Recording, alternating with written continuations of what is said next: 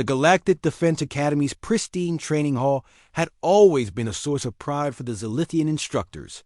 Constructed from reinforced quantum steel and equipped with the most advanced combat simulation systems in known space, was considered indestructible by galactic standards.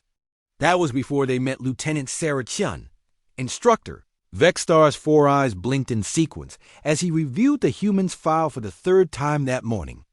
The bipedal creature sat casually in the orientation chamber, her small frame dwarfed by the towering representatives of a dozen species. Her unremarkable appearance, by galactic standards, belied the concerning notation in her records. Extreme caution advised during practical demonstrations. Lieutenant Chun, Vextar's translator, rendered his chittering speech into perfect standard galactic. Your species has only recently joined the Confederation.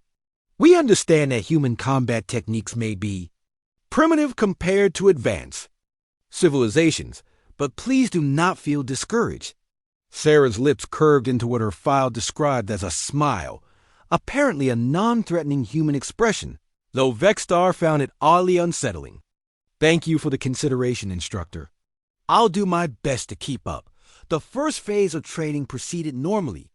The Korathian cadets demonstrated their plasma manipulation techniques, creating impressive light shows that scorched practice. Targets. The crystalline Sharlings showed off their ability to fragment and reform, confusing holographic enemies with their prismatic refractions. Even the gaseous Vaporians managed respectable displays of atmospheric control. When Sarah's turn arrived, she simply stood and walked to the equipment locker. The other cadets whispered among themselves, some in languages that produced concerning harmonic frequencies. The humans use projectile weapons, observed Cadet Zimko, his translator dripping with what might have been condescension. Chemical. Propulsion. Very quaint. Sarah paused at the weapons rack, her hand hovering over various energy rifles and plasma cannons. Instead, she selected what appeared to be an ancient metal bar, a crowbar, according to the equipment manifest. Lieutenant, Vextar's concern was evident, even through the translator. Perhaps you would prefer something more advanced. We have disintegration beams, molecular scramblers. This will do fine, Sarah replied, testing the weight of the simple tool. Do you mind if I demonstrate on the advanced combat dummies, the Zenthari combat models? The hall fell silent. Zenthari combat dummies were designed to replicate the galaxy's most feared warrior species 9 feet tall, armored in natural chitin, possessing reaction times measured in microseconds. They were typically reserved for advanced students and occasionally active military personnel seeking to improve their skills. Vextar's mandibles clicked nervously. Perhaps we should start with something more appropriate for your developmental level? I appreciate the concern, Sarah said, already walking toward the center of the training arena. But I think this will provide a better baseline for where humans stand compared to galactic standards. The instructor activated a single Zenthari dummy. The mechanical warrior materialized in a shimmer of hard light projection, immediately assuming an attack posture. Its claws extended, each one capable of cutting through starship hull plating. Please exercise caution, Lieutenant. These dummies can cause serious injury if Sarah moved. What happened next would be debated in xenobiology classes for decades. The human didn't dodge the dummy's lightning-fast strike. She intercepted it. The crowbar, wielded with impossible precision, struck the dummy's wrist joint at precisely the right angle to redirect its attack momentum, while simultaneously compromising its structural integrity. The Zenthari warrior stumbled. Sarah was already behind it, the crowbar now positioned as a lever against the dummy's knee joint. With a movement that seemed to defy several laws of physics, she applied torque that sent the 9-foot warrior flying across the arena. Interesting design flaw, she observed as the dummy struggled to regain its footing. The Zenthari rely too heavily on their natural armor, creates blind spots in their combat algorithms. She demonstrated this by systematically dismantling the warrior. Not through brute force, the human possessed no obvious physical advantages, but through what could only be described as weaponized physics. Every strike found a joint, every movement exploited momentum, every contact point maximized mechanical advantage.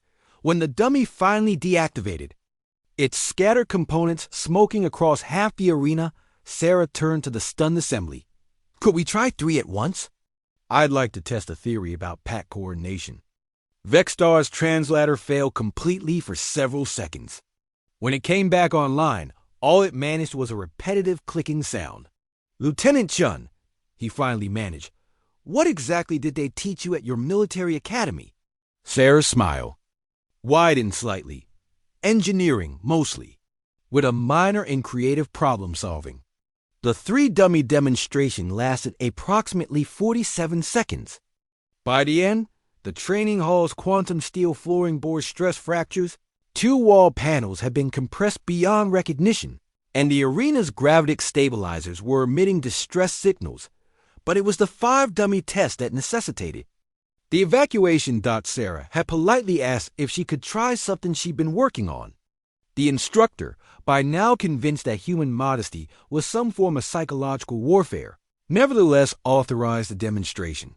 The explosion, though Sarah insisted it wasn't technically an explosion, just aggressive kinetic redistribution, cracked the hall's primary support structure. Emergency containment fields activated automatically as debris rained down from what had once been a ceiling. When the dust settled, Sarah stood in the center of a crater, still holding her crowbar, completely unharmed. Around her, 5 Zentari. Combat dummies lay in pieces so small they defied easy identification. Did I mention, she said conversationally, that the crowbar isn't actually a weapon in human culture? It's a construction tool. The silence that followed was broken only by the sound of the facility's automated damage assessment systems, cataloging what would later be described in official reports as comprehensive structural failure requiring complete reconstruction. Instructor Vexstar looked at his remaining intact wall displays, then at the human, then at his suddenly inadequate insurance policies. Lieutenant Chun, he said carefully, would you be interested in teaching a course? 3 months later, the newly rebuilt training hall featured additional warning signs in 47 languages. The most prominent, positioned directly above the entrance, reads simply, Human combat demonstration in progress, minimum safe distance, 2 kilometers. The reconstruction was still ongoing, but enrollment in Lieutenant Chin's applied physics. In combat situations, course had reached a waiting list of 600 students from across the galaxy. Her crowbar, meanwhile, had been formally classified as a Class 7 strategic implement and was now stored in the Academy's maximum. Security Vault. Sarah had requested a replacement from Earth. She mentioned something about wanting to show her students what humans could do with a proper toolbox. The Academy's insurance company was still processing that request.